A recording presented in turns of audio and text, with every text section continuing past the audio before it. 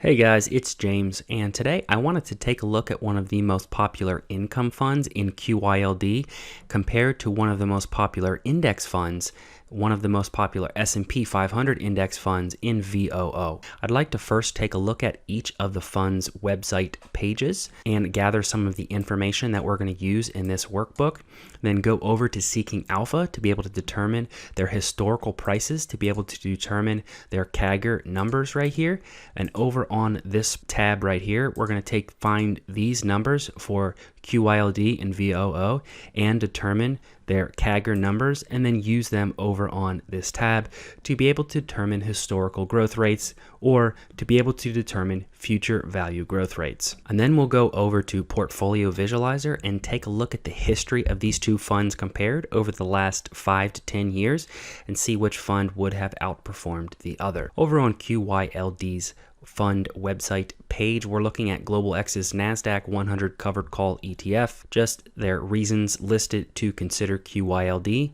They claim that it has a high income potential, monthly distributions, and they claim they have efficient options executions. The fund started in December of 2013. Their expense ratio is 0.6, and they claim a 14.68% trailing yield. This is Vanguard's VOO website page. They claim their expense ratio is 0.03%. If you go over to the price and performance tab and you scroll down to their average annual returns as of February, or the end of February in 2022, and this is with dividends reinvested with all the information that I could find, they're claiming they have about a 15% average annual return since their inception date in September of 2010, with the most of the returns coming in the past 2 to 3 years. You can see their 10-year is 14.5. However, in 2020 and 21, they had some very good returns. The S&P 500 had some very good returns, so their returns are a little higher in the last few years. And I like this down here. They also claim their after-tax returns, so your returns after taxes on your dividend yields or distributions and selling your fund shares, you would have received about 13.73%. And this is numbers updated by the end of December 2021. So this does not include the last 2 to 3 month decline at the beginning of 2022. Taking a look at QYLD's Seeking Alpha page, just trying to get some independent numbers for QYLD over on Seeking Alpha. If you take a look at their max graph, for some reason it only goes to 2018, but over on their advanced tab, it does go all the way back to fund inception date. So their starting value is about a $25.5 to $26 starting in December of 2013, with their current price being about $19.45. So we take these numbers and put them into our CAGR calculator. So about 25.5 starting value and about 8.25 years. That gives us a cumulative annual growth rate of about a negative 3.23%. So we put that into our calculator. We'll just make it an even negative 3% to be able to determine the future value if we expect this to continue to happen for QYLD. Over on Seeking Alpha's page for VOO, we take a look and try to determine their CAGR number. We also take a look at their 12-month trailing yield. 1.39%, we will take and use that in our calculation. So with a starting value of about $103, according to this graph here, at the start of their fund inception date, all the way to today of $386, we come over to the CAGR calculator, putting that value in here, $103 for their starting value. Over the course of about 11.5 years, we're looking at about a 12.14% CAGR. We'll go ahead and just put in an even 12%. And remember, this CAGR number is without reinvesting dividends. We cannot put in that 15% because if we did and we chose the option to reinvest dividends, that 15% already has the dividends reinvested in that 15%. So we can't double reinvest dividends. So we'll go ahead and put a 12% here, simply taking the market value price and finding a CAGR annual growth rate for VOO. So before we dive deep into the numbers here to be able to determine the future value of these funds and why you would invest in either one and see what the dividends would look like after 1 through 10 years, let's take a look at the history of these funds. This is Portfolio Visualizer, with one portfolio being 100% QYLD and one portfolio being 100% VOO. At the fund inception date, if you invested $10,000 starting on December of 2013,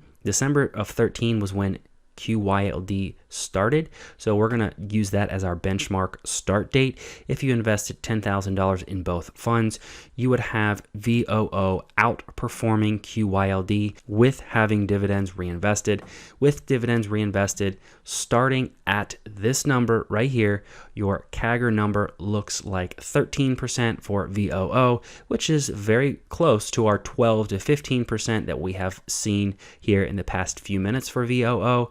And with dividends reinvested, QYLD is looking at a 7.6% CAGR growth rate starting December of 2013. So with Portfolio Visualizer, you can take a look at and see without having dividends reinvested what we have gotten with both of these funds.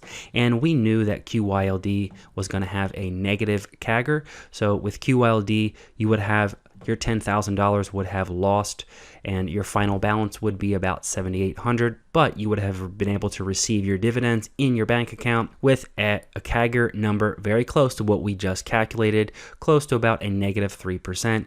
And then the Vanguard S&P 500 ETF total CAGR without dividends reinvested, 11.16%, very close to our 12% CAGR figure. Coming over to our fund versus fund calculator, if you recall, QYLD actually claimed on their website the 12-month trailing yield was about a 14%. Their expense ratio was 0.6%, and these numbers are automatically calculated in the green. And then we're going to start with a $0 monthly addition. We're going to use that negative 3% CAGR number. We're going to actually reinvest dividends, and with that $10,000 figure, we'll start there with an initial deposit of $10,000. The dividend yield for VOO is 1.4%. Their expense ratio is 0.03%. And we have determined that their annual growth rate is about 12%. So with dividends reinvested, a $10,000 initial investment, this is what you would have over the course of the next 10 years if these numbers held the same. For me, I would rather invest in VOO if I'm going to be reinvesting my dividends and not pulling them out, paying taxes on them, and then using them, just because VOO is going to be the higher growth fund. However, if I were pulling out dividends and my fund was only there for me to be able to gain income, pay my rent, pay my bills, whatever it was for, then I would be investing in QYLD. But for me, right now, that is not my circumstance. So for me, I have actually more invested in funds like VOO instead of income funds like QYLD. But for those that would like to invest in income funds and pull the dividends out, let's take a look at what these funds would look like without having dividends reinvested. And you can see that it actually throws QYLD off the chart. QYLD would have a negative growth rate after 10 years. With that negative 3% growth rate, we're looking at $7,000 from your initial investment. However, your $10,000 would have paid you $1,400 a year, all the way down to $1,000. Let's assume that QYLD is maybe able to slow their decline in their annual growth rate, and let's say it's 1%. We take a look and you can see that the decline is not as drastic, but you are still losing. Let's say QYLD is able to turn it around and they can get you about a 0.5% growth rate. And let's back off the dividend yield just a little bit. Let's say it's 11%. With these more conservative numbers, with a 0.5% growth rate, it looks like the expense ratio of that 0.6% is not able to keep up with such a small growth rate. So your fund value actually does decline at a very small rate, about $10 per year. Let's say we had a 1% growth rate for QYLD. You would have a small appreciation in your fund value with your dividends holding very steady over the course of 10 years. However, with the current way that QYLD is performing, they are sitting at around a -3% CAGR over the past 8 years. So that would put us at a depreciating fund value over the course of 10 years. Now I changed the monthly addition to about $500 a month with reinvesting dividends with all the current numbers and dividend yields and CAGR numbers. And we can see that VOO is always going to outperform QYLD if you have the same initial deposit and the same monthly addition. So head down into the comments and let me know, are you a QYLD income investor with a high value portfolio where you are looking to just pull the income out, or are you a more of a growth investor such as VOO where you are reinvesting all your dividends and you are looking for that high cumulative annual growth rate? Let me know in the comments. Let me know what you thought of this video. If you would like to play around with these numbers, I offer this spreadsheet over on my Patreon. And with that, thanks for watching.